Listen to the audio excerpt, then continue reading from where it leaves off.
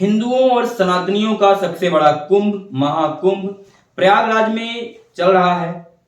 बीते दिनों 29 जनवरी 2025 को प्रयागराज के महाकुंभ में भगदड़ मची, जहां ऑफिशियल डाटा जो सरकार की तरफ से आया है उसमें 30 लोगों के मरने की पुष्टि की गई है।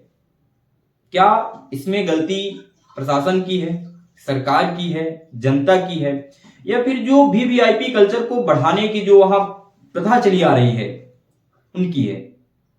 इन सब के पीछे जिम्मेदार कौन है? क्या योगी सरकार है, या फिर योगी सरकार के द्वारा जो प्रशासन को इनका पूरा दायित्व सौंपा गया था वो है? इसके पीछे की कमियां क्या थी? लोगों ने ऐसा क्या, लोगों के द्वारा कुछ गलतियां की गई? तो देखिए, इसमें अगर देखा जाए एक पहलू तो प्रशासन की गलती मानी जा सकती है, क्योंकि आपने जो बैरिकेड्स दिए हैं, मान लीजिए आप ये बैरिकेड्स हैं, तो आप एक साइड से पब्लिक जा रही है, आप उन्हें जाने दे रहे हैं, और उसी बैरिकेड्स के अंदर एक साइड से पब्लिक आ रही है और आप उन्हें आने दे रहे हैं। भीड़ अनियंत्रित हो गई और उसे कंट्रोल कर पाना उस समय किसी के बस में नहीं था, जिसके कारण इस तरह के हादसे हुए। आप कह रहे हैं कि हमने 70,000 पुलिस बल वहां तैनात करके रखे हुए हैं, कि इतने पंडाल बनवा दिए हैं, कि इतने सारे टॉयलेट्स बनवाए हुए हैं, आपने सारी व्यवस्थाएं की हैं। लेकिन अगर इस तरह की भगदड़ मच रही है तो फिर इसके पीछे जिम्मेदार कौन है? आपको पता था कि मौनी अमावस्या का दिन है और लगभग ऐसा आंकड़ा था कि 10 करोड़ लोग, 10 करोड़ लोगों के आने की संभावना है वहां। तो आपको उचित व्यवस्था करवानी चाहिए थी वहां की जो व्यवस्थाएं थी, वहां जो बैरिकेड्स थे, तो बैरिकेड्स का प्रबंधन अच्छे से करवाना था।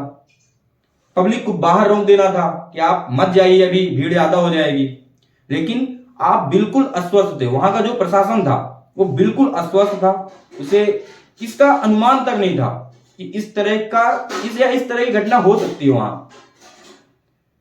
एक जो वहां के अखाड़े के जो मुख्य हैं, शाही स्नान होता है संगम नोज में, वहां के जो अखाड़ों के मुख्य थे, उन्होंने सबसे समझदारी का काम यही किया कि उन्होंने तत्काल शाही स्नान रोक दिया और बोला कि हम बाद में शाही स्नान कर लेंगे, अभी पूरे घटना को कंट्रोल करना ज्यादा जरूरी है।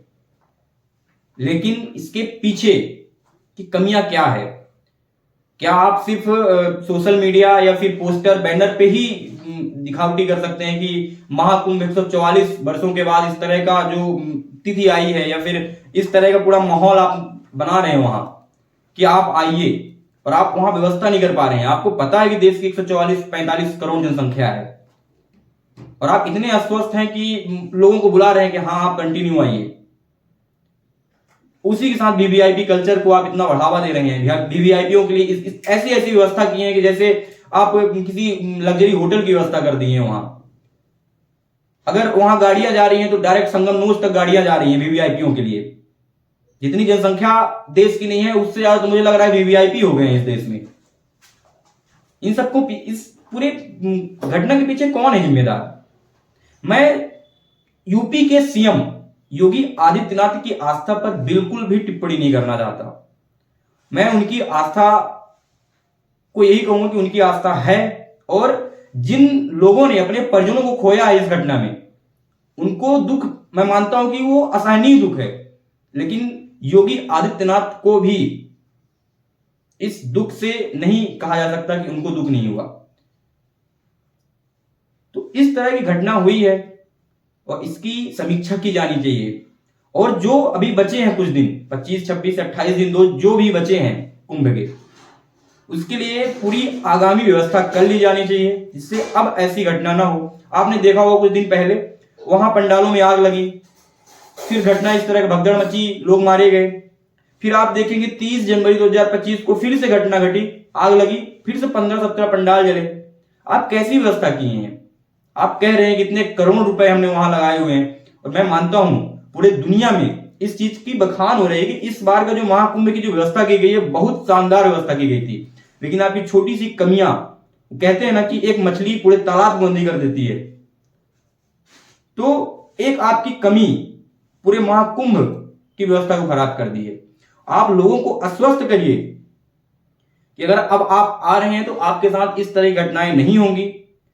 आप आइए और बड़े आराम से आप आएंगे और नहा के यहां संगम स्नान करके चले जाएंगे। तो मैं आपको कुछ वीडियोज दिखाता हूं जो लल्लन टॉप में अपलोड की गई है, और आप उस वीडियो को देखिए, आपके रोंगटे खड़े हो जाएंगे कि किस तरह से वहां का मलबा बाहर निकाला जा रहा है। वीडियो देखिए आप। या आप देखेंगे एक ट्रैक्टर भर करके यहाँ से कपड़े, लत्ते, चप्पल सब कुछ ले जाया जा रहा है। ये अगले दिन की तस्वीर है जब मैं ये वीडियो रिकॉर्ड कर रहा हूँ। तो रात के 11:42 हो रहे हैं, 29 जनवरी की रात है, और आप देखेंगे एक ट्रैक्टर अभी कपड़े लेकर के गया है। मोहन को मैं बोलूंगा कि मोहन आप थोड़ा इधर आए, तो फिर मैं दिखाऊंगा कि यहाँ पे किस तरीके से अभी भी उस भगदड़ के निशान बाकी हैं। उस भगदड़ की जो गवाहियां हैं, जो निशानियां हैं, वो अभी भी पड़ी हुई हैं इसी जगह पे। मैं मोहन से कहूंगा कि मोहन थोड़ा उसको पार करके इधर आए। इधर भी आप देखेंगे गाड़ियां निकल रही हैं, और इसके बाद मुझे कुछ कहने की जरूरत नहीं पड़ेगी। अगर आप इस तस्वीर को देख लेंगे तो आपको समझ जाएंगे सिर्फ संगम पे भगदड़ नहीं मची थी। खबर जितनी भी चली वो ये कि संगम पे भगदड़ मची थी, लेकिन ये जो झूसी का इलाका है वहां पे भी भगदड़ मची थी। और उसके निशान आप देखेंगे, ये जूते, चप्पल, बैग, तमाम चीजें यहाँ पे बिखरी पड़ी हुई हैं। सफाई कर्मी लगे हुए हैं, उनको आप देखेंगे तो वो सफाई कर्मी यहाँ से चीजों को हटा रहे हैं।